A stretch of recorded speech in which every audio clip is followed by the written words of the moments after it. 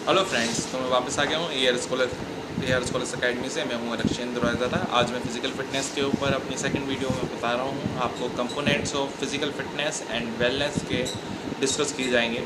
और वीडियो को मैं आज थोड़ा बड़ी बनाऊँगा क्योंकि जो पिछली वीडियोज़ बनाई थी उसमें मेरे को कई फ्रेंड्स ने मेरे को कहा थोड़ी बड़ी वीडियो जिसमें ज़्यादा से ज़्यादा मिल सके नॉलेज। तो मेरे को भी अच्छी बात है, आप लोग मेरे नॉलेज को अच्छा अगर लग रहा है आपको तो मैं और ज़्यादा शेयर करूँगा, ठीक है।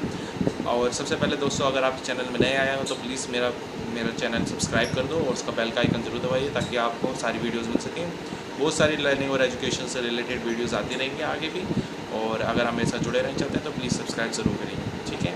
वीडियो अगर अच्छी लगे तो लाइक और शेयर ज़रूर करना यार, ठीक है। तो आज स्टार्ट करते हैं components of physical fitness and wellness में। सबसे पहला कंपोनेंट आता है फिजिकल फिटनेस में, वो आता है स्ट्रेंथ। आपकी कितनी स्ट्रेंथ है, ठीक है। It can be defined as the amount of force a muscle और मसल ग्रुप्स कैन एक्सर्ट, ठीक है। तो एक पर्टिकुलर मसल या ग्रुप ऑफ मसल्स कितना फोर्स एक्सर्ट कर सकती है, ये आप डिफाइन कर सकते हो स्ट्रेंथ को, ठीक है। तो जो स्ट्रेंथ मेजर्ड इन पाउंड्स और डाइंस, दो तरीके से स्ट्रेंथ को मेज़र किया जाता है। या तो पाउंड्स में मेज़र किया जाता है या डाइंस के अंदर, ये यूनिट होती है इसको मेज़र करने की। इसके अलावा स्ट्रेंथ को भी और पार्ट्स में डिवाइड किया गया है, डायनेमिक स्ट्रेंथ और एक और होती है स्टैटिक स्ट्रेंथ। डायनेमिक स्ट्रेंथ जो कि होती है आइसोटोनिक स्ट्रेंथ कहते हैं, ठीक है। इसे आइसोटोनिक इसलिए कहते हैं because it is related to the movements, क्योंकि मूवमेंट से रिलेटेड होती है, ठीक है। जैसे कि डायनेमिक आपको वर्ड आ रहा है तो उसमें आपको समझ आ रहा होगा कि कुछ मूवमेंट हो रही है, ठीक है। Movements are clearly visible when someone uses dynamic strength. जब भी आप डायनेमिक स्ट्रेंथ को यूज़ करते हो तो आपको मूवमेंट क्लियरली विजिबल होगी। जैसे कि आप अपने बॉडी बना रहे हो तो ये आपकी डायनेमिक स्ट्रेंथ है कि आप कितना वेट उस समय उठा सकते हो, ठीक है, और मूव कर सकते हो उसके बाद अपने हाथ को। तो ये क्या आपकी डायनेमिक स्ट्रेंथ हो गई। उसके बाद मैक्सिमम स्ट्रेंथ होती है इसके अंदर, और एक एक्सप्लोजिव स्ट्रेंथ होती है। तीसरी होती है स्ट्रेंथ एंड्योरेंस। अभी तीनों को एक एक करके बताता हूँ। सबसे पहले जो मैक्सिमम स्ट्रेंथ होती है वो होती है it is ability to act against maximum resistance. ये आपकी मैक्सिमम स्ट्रेंथ जो होती है वो क्या होती है, आपकी ऐसी क्षमता जिससे आप जो मैक्सिमम रेजिस्टेंस है, जैसे कि आप किसी दीवार पे धक्का लगा रहे हो, जैसे कि मेरे पीछे की दीवार है, अगर मैं इस पर धक्का लगाऊंगा तो मेरी कितनी स्ट्रेंथ है कि मैं उसको रेजिस्ट कर पाऊंगा। वैसे वो तो स्टेशनरी है, मतलब मूव नहीं हो रही है, लेकिन अगर कोई ऐसी वॉल जो मुझे दबाने के लिए आगे आ रही है तो क्या मेरे पास इतनी ताकत है कि मैं उस वॉल को रोक सकूँगा। तो जितनी आपकी मैक्सिमम रेजिस्टेंस की एबिलिटी होती है उसी को हम कहते हैं मैक्सिमम स्ट्रेंथ। जैसे कि example weight lifting, shot put, hammer, ठीक है। वेट लिफ्टिंग में आप करते हो, आप वेट उठाते हो, आपकी एक स्ट्रेंथ की एक वो होती है, मैक्सिमम स्ट्रेंथ की एक लिमिट होती है। आप जैसे कि 25 kg से ज़्यादा का डंबल नहीं उठा सकते दोनों हाथों में एक टाइम पे, या फिर 30 kg, डिपेंड करता है, हर पर्सन टू पर्सन डिपेंड करता है। और ये कंटिन्यूसली एक्सरसाइज करते करते ये भी इंक्रीज़ होता चला जाता है। उसके बाद आती है एक्सप्लोजिव स्ट्रेंथ। ये आती है it can be defined as the ability to overcome resistance with high speed. यहाँ पे क्या हो रहा है, रेजिस्टेंस को आप ओवरकम कर जाते हो। पिछले में आप सिर्फ रेजिस्ट कर रहे थे उस चीज़ को, उसके खिलाफ लगे थे, यहाँ पे लेकिन ओवरकम कर जाते हो रेजिस्टेंस को, किसके थ्रू, हाई स्पीड के through. It is a combination of strength and speed. इसमें क्या होता है, स्ट्रेंथ और स्पीड का कॉम्बिनेशन होता है। स्पीड भी एक कंपोनेंट होता है, वो भी आगे डिस्कस करेंगे। तो स्ट्रेंथ और स्पीड का कॉम्बिनेशन मिला के क्या बनती है, एक्सप्लोजिव स्ट्रेंथ बनती है। Example discus throw long jump, high jump. जब आप देखते हो लॉन्ग जंप, हाई जंप में आप तेज़ी से भागते हुए आते हो और जंप करते हो और बिल्कुल आगे जाके जैसे गिरते हो, तो उसमें क्या होती है, आपकी पहले स्पीड भी लेके आ रहे हो, स्ट्रेंथ आपकी डिपेंड करती है कि आप कितना प्रेशर लगाते हो अपने पैरों से ज़मीन पे कि जितना आगे से आगे जा सको, ठीक है। तो ये एक्सप्लोजिव स्ट्रेंथ में आती है आपकी। और स्ट्रेंथ एंड्योरेंस आती है, it is the combination of strength and endurance. इसमें क्या होता है, स्ट्रेंथ और एंड्योरेंस दोनों वर्ड आपके स्ट्रेंथ एंड्योरेंस में आते हैं। स्ट्रेंथ का मतलब होता है आपकी कितनी आपकी स्ट्रेंथ है, आप कितना ज़्यादा मसल को उसमें मूव कर सकते हो। और एंड्योरेंस होती है आपकी कि आप कितनी क्षमता है आपको सहन करने की, ठीक है। तो strength endurance is the ability to overcome resistance और to act against resistance under conditions of fatigue, ठीक है।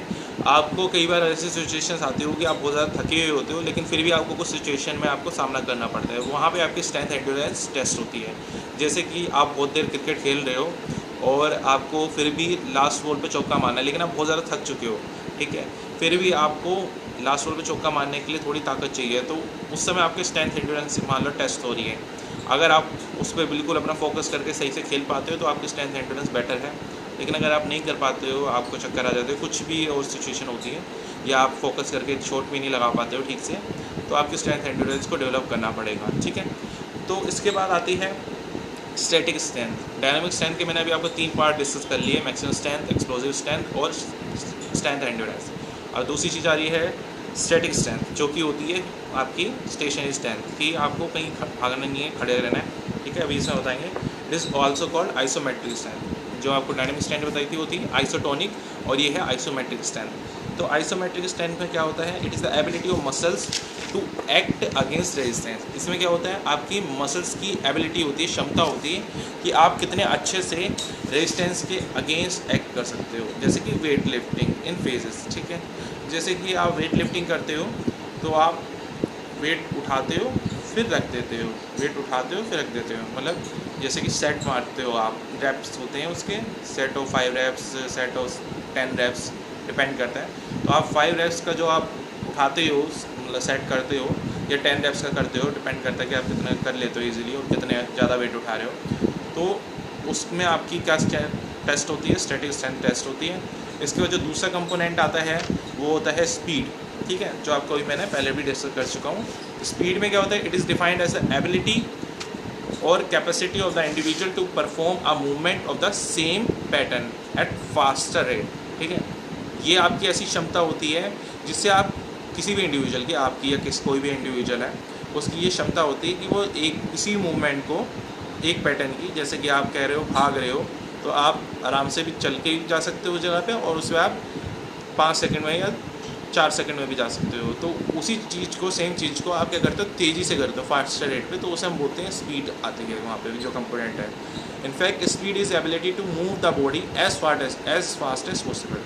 तो स्पीड क्या है, एक्चुअल में ये ऐसी क्षमता है कि आप जो आपका शरीर है उसको जितना तेज़ी से चला सकते हो उतना तेज़ी से चलाओ, स्पेशली इन रनिंग, खासकर रनिंग के केस में। जैसे कि आप देखते हो कि आप भाग रहे हो, आपको पता है कि आप 10 किलोमीटर पर आवर भी भाग सकते हो और 15 किलोमीटर पर आवर भी भाग सकते हो। डिपेंड करता है कि आप कितनी स्पीड में भाग रहे हो, कितना टाइम के लिए भाग रहे हो और कितना स्टेमिना है आपके, बहुत सारी चीज़ें और कंपोनेंट्स भी आते हैं उसमें। इसके बाद आता है थर्ड कंपोनेंट आपका एंड्योरेंस। एंड्योरेंस क्या होता है, it is another component of physical fitness like speed and endurance. ये क्या होता है, एक और कंपोनेंट होता है, जैसे भी आपका स्ट्रेंथ एंड्योरेंस में भी इसका डिस्कशन हुआ था। तो एंड्योरेंस क्या होता है, आपकी सहन करने की क्षमता, कि आप कितने सहनशील हो, कितने ज़्यादा आपके अंदर स्टेमिना है। एक तरीके से स्टेमिना को एंड्योरेंस से आप कंपेयर कर सकते हो। तो जो स्पीड और एंड्योरेंस की तरह एक और कंपोनेंट है, it is ability to sustain an activity, कि आपके अंदर कितनी क्षमता है किसी भी एक्टिविटी को लगातार करने की, ठीक है। ये कोई एक्टिविटी बहुत ज़्यादा आपको फैटिग कर रही है, लेकिन फिर भी आप उसको कंटिन्यूसली करे जा रहे हो, तो वो आपके क्या है, एंड्योरेंस में आता है, ठीक है। इसके बाद आती है टाइप्स ऑफ एंड्योरेंस। 2 तरीके की एंड्योरेंस होती है, एक शॉर्ट टर्म एंड्योरेंस होती है, एक लॉन्ग टर्म एंड्योरेंस होती है। शॉर्ट टर्म एंड्योरेंस मतलब कि थोड़े टाइम के लिए रहती है जो क्षमता आपकी, और लॉन्ग टर्म में लगातार रहती है। जैसे कि आप अगर कोई रेस करो 400 मीटर की या 1000 मीटर की, ठीक है, वहाँ आपकी शॉर्ट टर्म एंड्योरेंस का काम आएगा। लेकिन वही आप मैराथन दौड़ने जा रहे हो तो आपको लॉन्ग टर्म एंड्योरेंस बोलते हैं, ठीक है। अगर इसको हिंदी में और सही तरीके से समझाऊँ आपको, तो आप जैसे कहते हैं कि लंबी रेस का घोड़ा है, तो लंबी रेस का घोड़ा का मतलब होगा लॉन्ग टर्म एंड्योरेंस हो गया। और शॉर्ट टर्म एंड्योरेंस में आपका हो गया जो आप मतलब कुछ देर के लिए भागा और बैठ गया, जैसे खरगोश करते हैं, ठीक है, खरगोश की कहानी सुनी होगी आपने। फ्लेक्सिबिलिटी, इसके बाद आती है flexibility. It is the range of movement of joints, ठीक है। ये क्या होती है, इसमें मूवमेंट ऑफ जॉइंट्स की रेंज होती है फ्लेक्सिबिलिटी, कि आप कितना ज़्यादा मूव कर सकते हो अपने जॉइंट्स को, ठीक है। जैसे कि मेरे आपके हैंड दिखते होंगे हर वीडियो में, मेरे चलते रहते हैं, तो वो मेरी हैबिट है। बट आप ये देखो कि जैसे आप योगा करते का नाम सुना होगा, योगा करते समय भी आप कितना ज़्यादा मूव कर पाते हैं अपनी बॉडी को, वो उस पर डिफाइन करती है कि वो आपकी कितनी फ्लेक्सिबिलिटी है। तो योगा करने से आपकी फ्लेक्सिबिलिटी और इंक्रीज़ होती है, ठीक है। पैसिव फ्लेक्सिबिलिटी और इसमें आती है एक्टिव फ्लेक्सिबिलिटी। 2 तरीके की फ्लेक्सिबिलिटी होती है, तो दोनों चीज़ें मैं बताता हूँ। It is the ability to do a movement for a longer distance without any external help, ठीक है।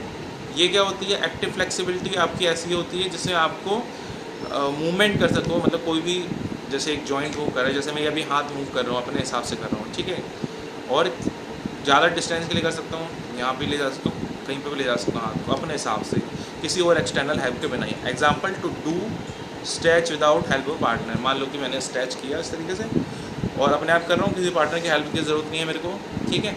तो ये क्या होगी, एक्टिव फ्लेक्सिबिलिटी हो गई।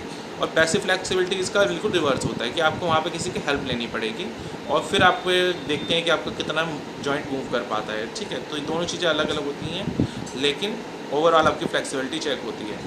तो इसके बाद होती हैं दो चीज़ें और अंदर आती हैं, स्टैटिक फ्लेक्सिबिलिटी और डायनेमिक फ्लेक्सिबिलिटी। वो आप चीज़ समझ सकते हो कि स्टैटिक फ्लेक्सिबिलिटी आपकी जो पर्टिकुलर कहीं पे रह के एक जगह पे होगी और डायनेमिक में आपकी मूवमेंट होगी ज़्यादा बॉडी की, ठीक है। इसके बाद आती है कोऑर्डिनेटिव एबिलिटीज़। कोऑर्डिनेटिव एबिलिटीज़ में आती हैं कि जहाँ पे आपको दो तीन आपके बॉडी पार्ट्स हैं उसका एक साथ में कोऑर्डिनेशन के साथ काम करना है, कोई भी काम करना है, तो वहाँ पे कोऑर्डिनेटिव एबिलिटीज़ प्ले करती है बहुत बड़ा रोल, ठीक है।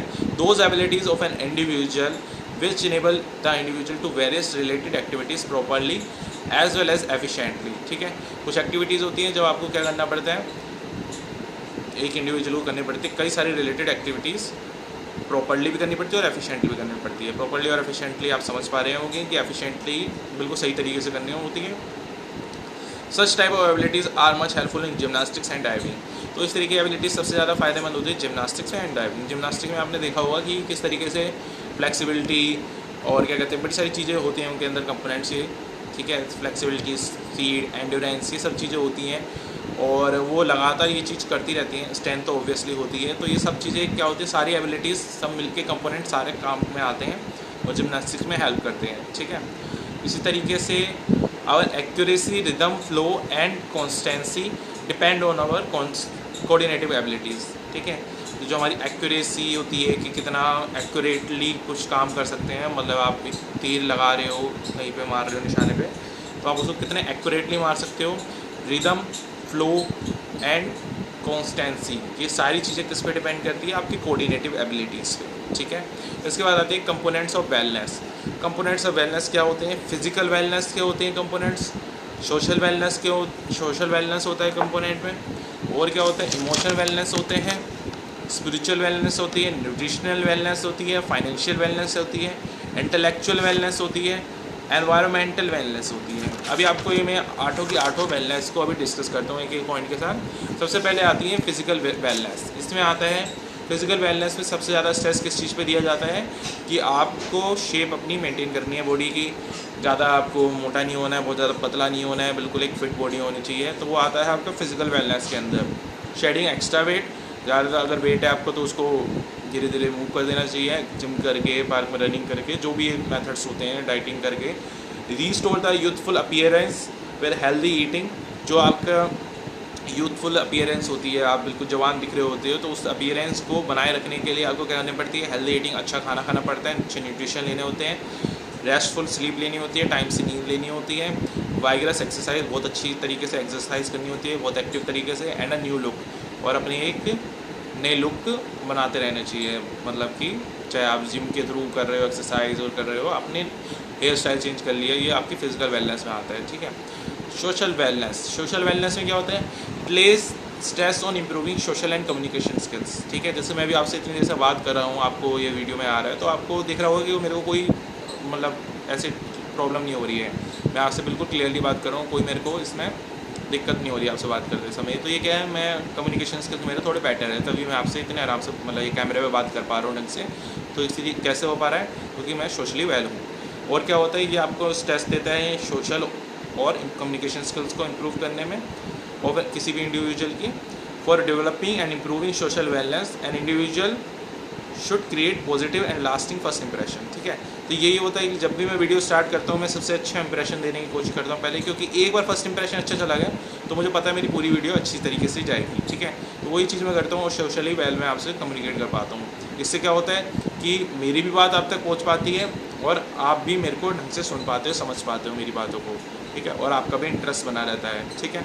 इसके बाद आती है इमोशनल वेलनेस। तीसरी चीज़ जो होती है emotional wellness, it lays stress on getting more out of every day with laughter and enjoyment. क्या होता है, हम रोज़ भर की बहुत सारी एक्टिविटीज़ करते हैं, बट हर समय यार सीरियस रहना कोई मतलब नहीं बनता है। कुछ टाइम पे हंसी मजाक, थोड़ा मस्ती, ये सब भी करते रहना चाहिए होता है। इससे क्या होता है, हमारे इमोशनली वेल रहते हैं, हमारा माइंड बिल्कुल काम रहता है और आपकी जो मन की शांति आपको मिली रहती है, ठीक है। तो कभी कभार हंस लिया करो यार, हंसी में क्या जा रहा है किसी का। और दूसरा क्या होता है, इससे आपका जब आप हंसते रहते हो, एंजॉय करते रहते हो, तो आपका स्ट्रेस रिमूव होता है, टेंशन कम होती है। आज के टाइम पे देखो कितने सारे लोग स्ट्रेस और टेंशन में, तो सिर्फ ये पहले तो यूएस में हुआ करता था, आज के टाइम पे तो इंडिया में भी इतने सारे लोग स्ट्रेस और टेंशन में आने लगे हैं। तो थोड़ा बहुत यार अपनी इमोशनल वेलनेस का भी ख्याल रखो, अगर आप अच्छे रहोगे तो हमें भी अच्छा लगेगा, ठीक है। इसके बाद आती है स्पिरिचुअल वेलनेस। स्पिरिचुअल वेलनेस में आता है it less stress on spiritual renewal and inner peace, ठीक है। तो यहाँ पे वही आता है कि स्पिरिचुअल रिन्यूअल आपके अंदर की जो अपनी आत्मा होती है उसको भी अपने मतलब उसकी इनर पीस जो आत्मा कहते हैं, उसका मतलब यही होता है कि आपकी शांति अंदर की, तो उसको आपको मेंटेन करना पड़ेगा, ठीक है। वो कैसे मेंटेन होगा, जो आपका मन बिल्कुल शांत होएगा, आप अंदर से बिल्कुल मतलब पूरे पीसफुल होगा, तभी आपको पूरे स्पिरिचुअली वेल कहलाए जाओगे आप, ठीक है। इसके बाद आता है न्यूट्रिशनल वेलनेस। न्यूट्रिशनल वेलनेस में आती है it emphasises to achieve maximum energy levels through taking balanced as well as healthy diet, ठीक है। ये क्या कहती है न्यूट्रिशनल वेलनेस में, कि आपको ज़्यादा से ज़्यादा एनर्जी लेनी चाहिए, और कैसे लेनी चाहिए, बैलेंस डाइट के थ्रू या फिर हेल्दी डाइट के थ्रू। दोनों चीज़ें बैलेंस भी होनी चाहिए और डाइट हेल्दी भी होनी चाहिए। अच्छा तो खा रहे हो आप, लेकिन अगर आप ज़रूरत से ज़्यादा भी खा लोगे तो भी आपको प्रॉब्लम्स होगी। इससे अच्छा है कि आप बैलेंस डाइट लो, जो जितना ज़रूरी है उतना लो, और हेल्दी लो, ठीक है। तो ये सब शुरू में थोड़ा अजीब सा लगता है कि आप एक अपना वो प्लान बना रहे हो, कर रहे हो एग्जीक्यूट, और कर तो 1-2 दिन करके छोड़ देते हैं, लेकिन आप इसे लॉन्ग टर्म में अगर कंटिन्यू कर पाते हो तो आपको बहुत ज़्यादा फ़ायदा होगा, ठीक है। तो one should reduce fats and eat raw fruits and vegetables to improve it. सब बहुत कहते हैं यार फैट कम करो, तेल को चीज़ को अवॉइड करो, फ्रूट्स और वेजिटेबल्स खाओ यार, लेकिन खाओ, मज़ा आता है फ्रूट्स खाने में, मुझे तो बहुत अच्छा लगते हैं, ठीक है। Financial wellness. फाइनेंशियल वेलनेस अगर देखें, it improves by creating money management goals, ठीक है। ये आप कैसे इंप्रूव कर सकते हो फाइनेंशियल वेलनेस को, आप क्या कर सकते हो कि मनी मैनेजमेंट गोल्स बना सकते हो, कि आपके पास जो पैसा आ रहा है वो किस तरीके से यूटिलाइज हो रहा है, ठीक है। इसके पहले से आपको गोल बना के रखे हुए हैं, ठीक है। ये नहीं है कि आ रहा है पैसा आप इधर उधर इन्वेस्ट कर रहे हो, जो भी इन्वेस्ट भी क्या करते होगे आप यार, आप इधर खर्चे आते हैं उधर आप यूज़ कर लेते हो। अगर इस तरीके से कर रहे हो तो कभी आप फाइनेंशियली वेल नहीं कर पाओगे, ठीक है। अपने money management goals, spend less money, ठीक है। अपने जो आप खर्च करने के गोल होते हैं पहले से डिसाइड करके रखो कि किस पे पैसा खर्च करना है, किस पे नहीं। स्पेंड लेस मनी, कम से कम पैसा खर्च करो, जहाँ ज़रूरत हो वहीं पे यूज़ करो। गेट आउट ऑफ डेब्ट। अगर कोई आपने कर्जा ले रखा है बिल्कुल भारा, जो यार आपको लगता होगा कि थोड़ा बहुत ले लिया क्या फ़र्क पड़ रहा है, चल जाएगा, लेकिन वो नहीं चलता है, वो आपको अंदर ही अंदर परेशान करता है धीरे धीरे। और अगर कुछ ऐसी स्टेज आती है जहाँ पर आपको देने में बहुत प्रॉब्लम होती है, तो बहुत ही ज़्यादा आपके लिए मेंटल हेल्थ के लिए बहुत बुरा है। Set up saving plans and donate some savings to charity. और कुछ सेविंग प्लान्स को भी सेटअप करो, अपने पैसों को सेव करो, एफडी करवा लो। और अगर आपका शेयर्स मार्केट में थोड़ा इंटरेस्ट है, म्यूचुअल फंड्स में इन्वेस्ट करके आप स्टार्ट कर सकते हो, ठीक है। थोड़ा इन्वेस्ट करना सीखो एसेट्स के अंदर, और अपनी अर्निंग्स को आप क्या कर सकते हो, चैरिटी में भी डोनेट कर सकते हो। इस तरीके से आप फाइनेंशियली वेल रहोगे। तो ओवरऑल ये आपकी वेलनेस को इम्प्रूव कर रहा है एक्चुअल में, क्योंकि जितना ज़्यादा आप इन सब मैटर्स में अपनी एक एक चीज़ का वेलनेस में ध्यान रखोगे तो ओवरऑल आपकी मेंटल हेल्थ और फिजिकली भी आप वेल होगे, ठीक है। इसके बाद आती है इंटेलेक्चुअल वेलनेस, ठीक है। It is a ability to make sound decision. आप क्या करते हो, कोई भी काम करने बैठते हो और अगर आपको चॉइसेस होती है तो आप कई बार डिसीजन लेने में थोड़ा परेशान होते हो कि मैं यार ये करूँ कि ये करूँ। तो वो क्या होता है कि आप डिसीज़न लेने में कई बार डिले कर देते हो, और कई बार तो इतना डिले हो जाता है कि वो डिसीज़न निगलेक्ट ही हो जाता है, मतलब वो डिसीज़न आप नहीं ले रहे हो, कोई और ले लेता है डिसीज़न आपके लिए। तो ऐसा बिल्कुल नहीं होना चाहिए, आपको अपने लिए डिसीज़न लेना आना चाहिए, ठीक है। क्योंकि आपकी लाइफ है यार, आपको अपने लिए डिसीज़न लोगे तभी आप कुछ आगे सही से कर पाओगे।